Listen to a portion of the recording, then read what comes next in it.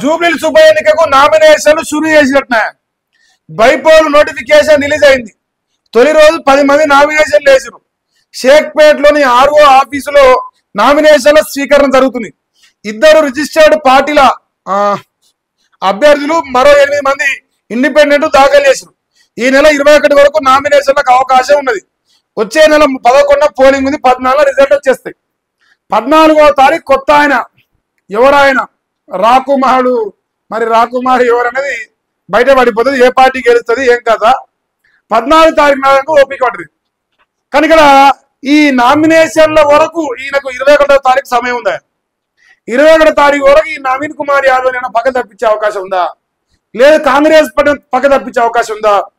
ఇంకా మేము దొంగతనం చేయలేదు, ఇంకా మేము పతితులం అని చెప్పుకునే ప్రయత్నం చేసి జనం అన్ని గమనిస్తున్నారు. దొంగోడు దొరోడు, ఎవడు అబద్ధాలు చెప్తుండు, ఎవడు నిజాలు చెప్తుండు, ఇవన్నీ ప్రజలు దృష్టిలో పెట్టుకుంటారు. దృష్టిలో పెట్టుకొని కర్ర కాల్చి బాధ పెట్టారు దగ్గర పడతాయి.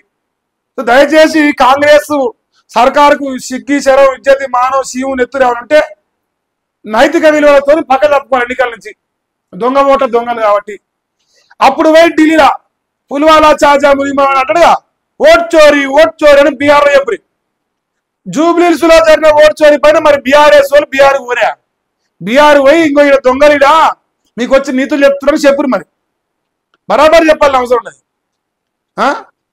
మరి పాపం ఇలా నోటిఫికేషన్ అయితే వచ్చింది, నామినేషన్ ఎత్తురు. ఆ కథ అదే నడుస్తుందట. రాజన్న ఆలయంపై రాజకీయం. వేములవాడలో 150 కోట్లతో ప్రధాన రోడ్డు ఆలయ విస్తరణ పనులు చేపట్టిన ప్రభుత్వం. భక్తులకు ఇబ్బందులు కలగకుండా భీమేశ్వర ఆలయంలో దర్శనాలు.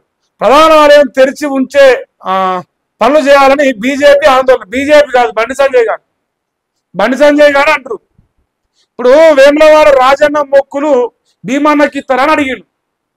మరి దాని సమాధానం చెప్పలేక ఈ వార్త వేసుకొచ్చారు. డెవలప్మెంట్ చేస్తున్నారు వేములవాడ రాజన్న కాడ, అందువల్ల దర్శనాలకు ఇబ్బంది జరగకుండా చేసినామంటున్నారు. బండి సంజయ్ గారు దాన్ని వ్యతిరేకిస్తూ అవసరమైతే మేమే పంచలు కట్టుకొని వచ్చి ఓపెన్ చేస్తామంటున్నారు. అదే లొల్లాడ. ఇక రోడ్డు విస్తరణకు బుల్డోజర్లు దింపారంటూ బీఆర్ఎస్ విమర్శలట. 10 ఏళ్లలో రాజన్న ఆలయ అభివృద్ధి పట్టని గులాబీ పార్టీ ప్రతిపక్షాల తీరుకు నిరసనగా కాంగ్రెస్ పాలావి. అమ్మో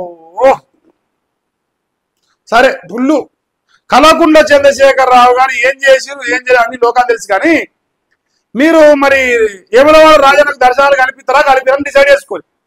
ఇక రేపో మాపో మరి మా బండి సంజయ్ గారు వస్తారట, మరి ఓపెన్ చేస్తారట, మరి ఇజ్జత పోతుంది. ఇజ్జత పోయే కాడ తెచ్చుకోకరి. రాయంగానే మీ మంచోళ్ళు ఏం గారు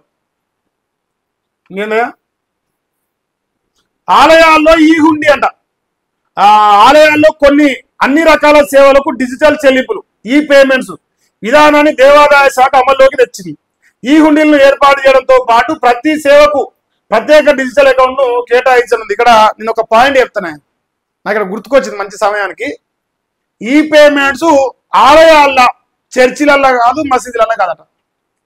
ఎందుకంటే ఈ దేశంలో ఏ ప్రభుత్వం అయినా, అది భారత ప్రభుత్వం అయినా రాష్ట్ర ప్రభుత్వం అయినా, హిందూ దేవుళ్ళ ఆలయాల్లో ఉండే హుండీ పైనే చెలాయిస్తుంది, ఉక్కుపాదం వేస్తుంది.